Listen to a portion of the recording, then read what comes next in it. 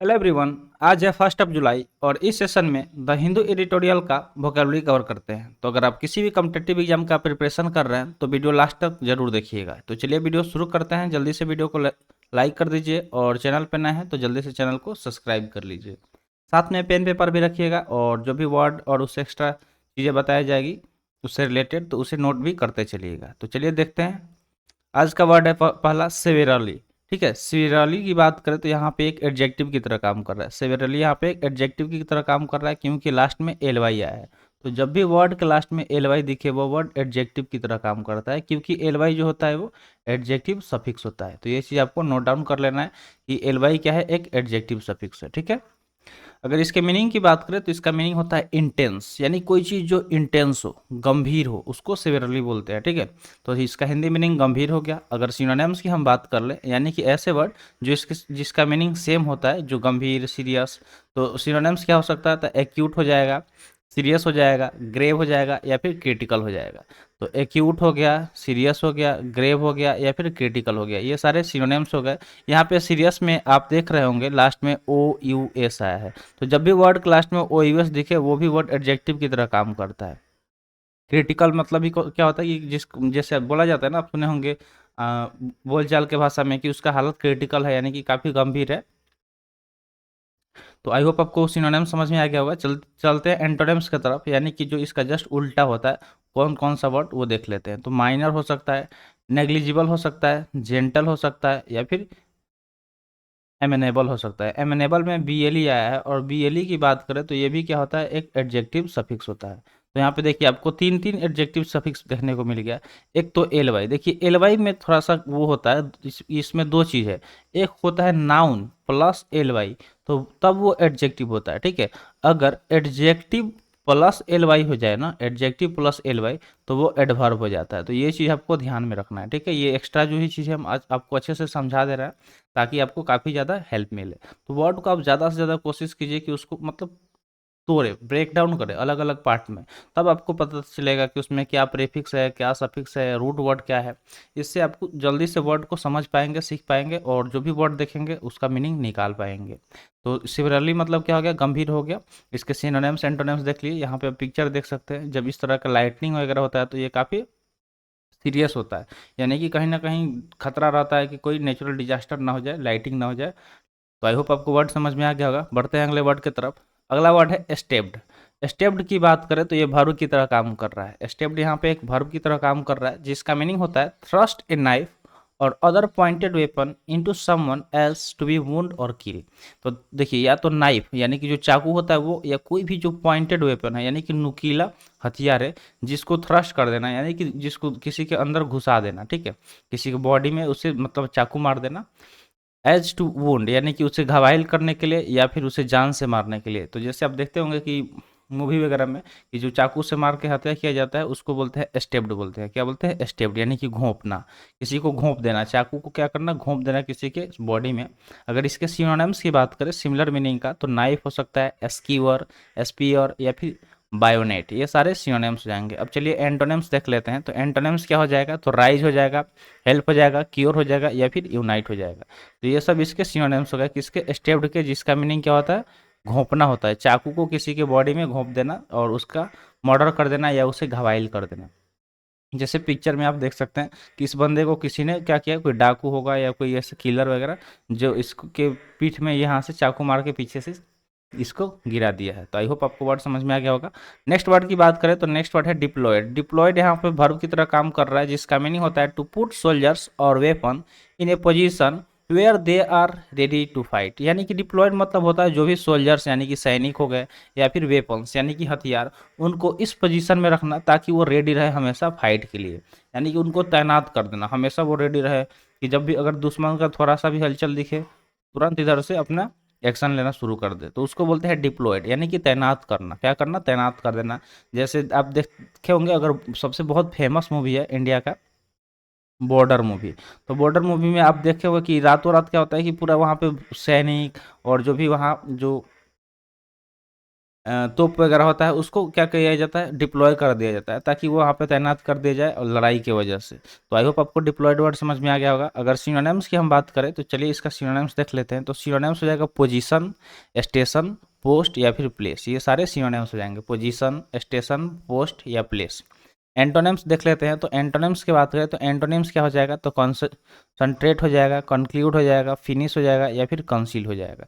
ये सब इसके सिनोनिम्स हो जाएंगे। अब यहाँ पे पिक्चर देख लेते हैं। तो देखिए वही सैनिक वाला पिक्चर यहाँ पे लगा गया है, क्योंकि ये इसको मान लीजिए कि यहाँ पे ये समझ सकते हैं कि सैनिक को कहीं डिप्लॉय किया जा रहा है ताकि वो क्या कर सके, फाइट करने के लिए रेडी रहे।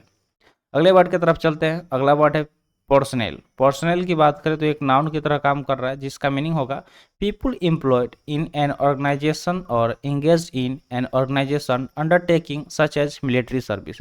यानी कि जो भी पीपुल है वो एम्प्लॉयड है किसी एक खास ऑर्गेनाइजेशन यानी कि संस्था के अंतर्गत, ठीक है, किसी संस्था के अंतर्गत, या इंगेज है कि इन एन ऑर्गेनाइज अंडरटेकिंग, जो ऑर्गेनाइज अंडरटेकिंग है जैसे कि मिलिट्री सर्विस हो गया, ठीक है। ये क्या है, एक तरह का ऑर्गेनाइज अंडरटेकिंग होता है जैसे Indian air force, Indian navy, army, para military forces.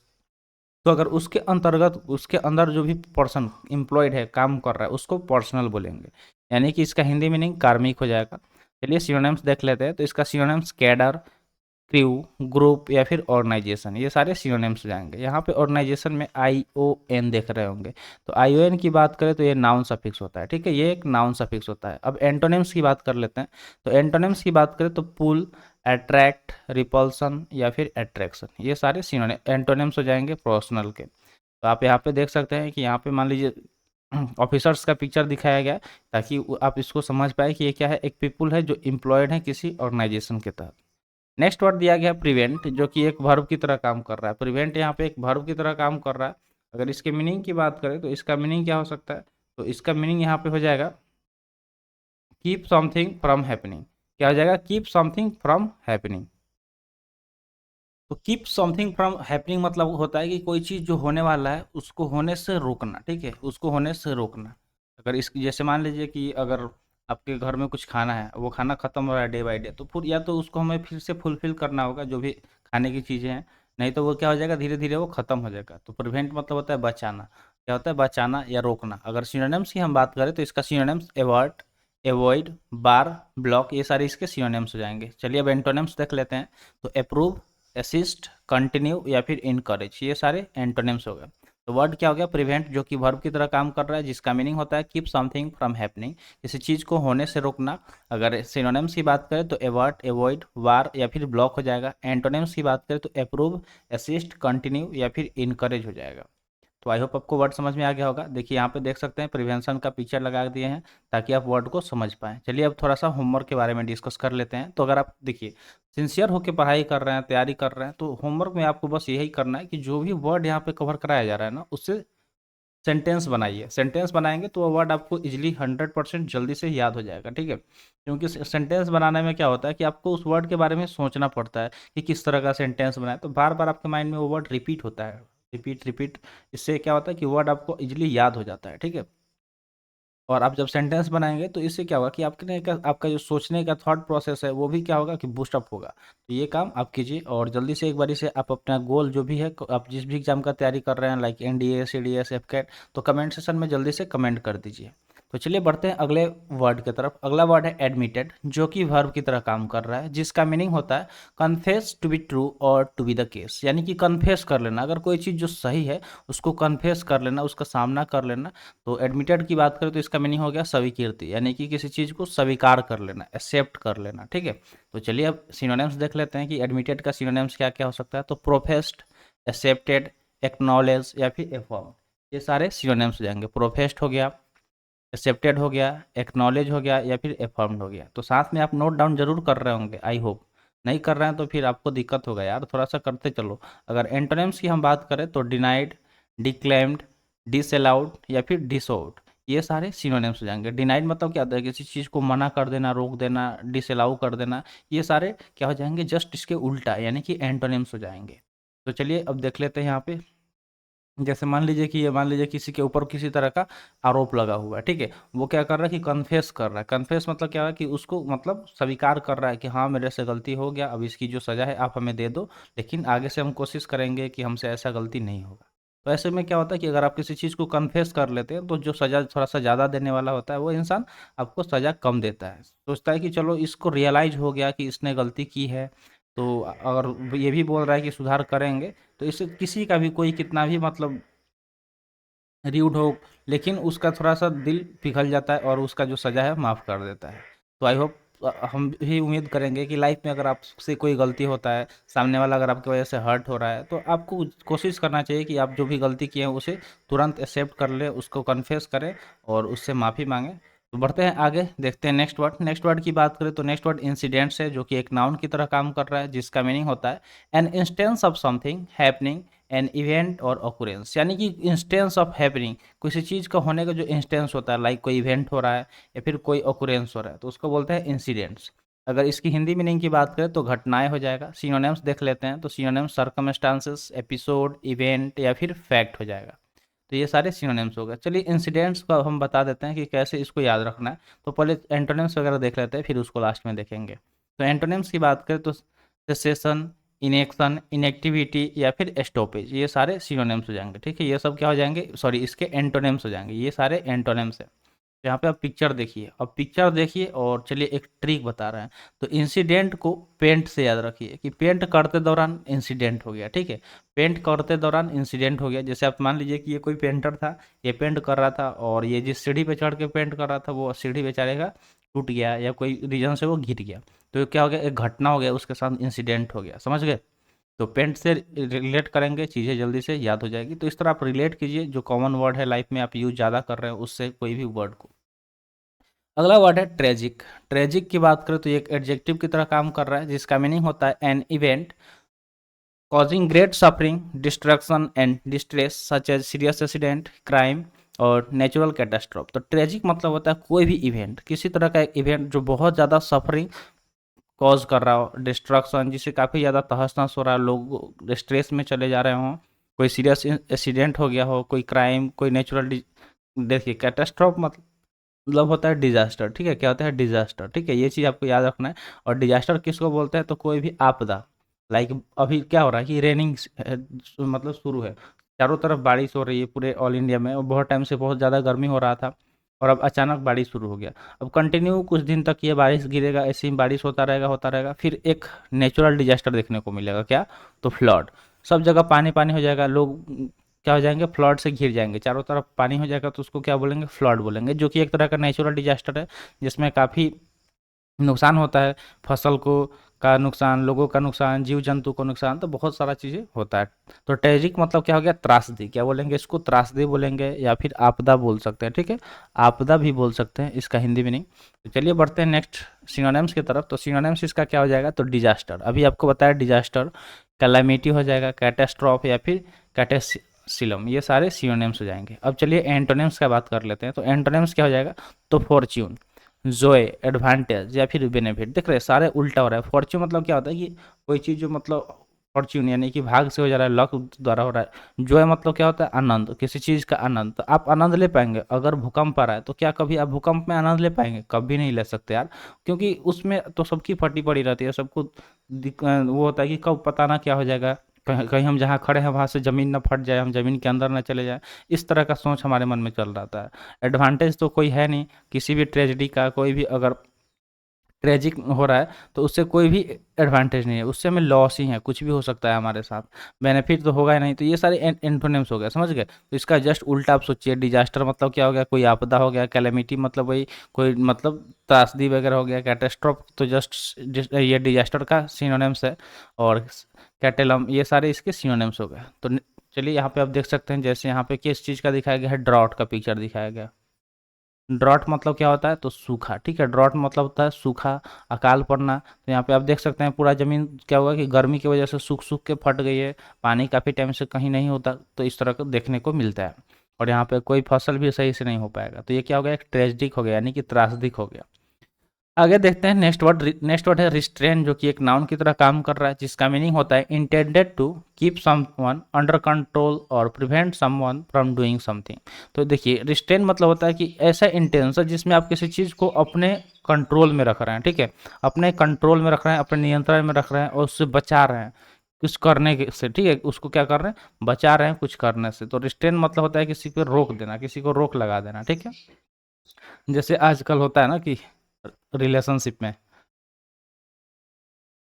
कि आपको इंस्टा नहीं चलाना, तो आपको ये नहीं चलाना, आपको वो नहीं चलाना, आपको स्नैप नहीं चलाना। हम व्हाट्सअप यूज करते हैं, हम आपसे बस व्हाट्सअप से बात होता है, तो आपको व्हाट्सअप चलाना है। तो क्या हो गया, एक तरह का रोक लग गया, ठीक है। तो आप समझ पा रहे होंगे, ये चीज़ आप देखे होंगे अपने आसपास के सराउंडिंग में। यानी कि वो क्या करता है, उसको रोकता है कि आपको ये नहीं करना, आपको रील्स नहीं बनाना, आपको मतलब बहुत सारी चीज़ें बात होती है। तो आप इसको नॉर्मली थोड़ा सा एंटरटेनमेंट जोन पे आके समझने का कोशिश कीजिए, ठीक है। सिनोनिम्स की अगर बात करें तो कॉन्स्ट्रेनिंग, फॉरबिडिंग, वार्निंग या फिर प्रोहिबिटिंग, ये सारे इसके सिनोनिम्स हो जाएंगे, ठीक है। किसी को क्या कर देना, बैन कर देना कोई चीज़ है, प्रोहिबिट कर देना, रोक देना, उस पर निषेध लगा देना।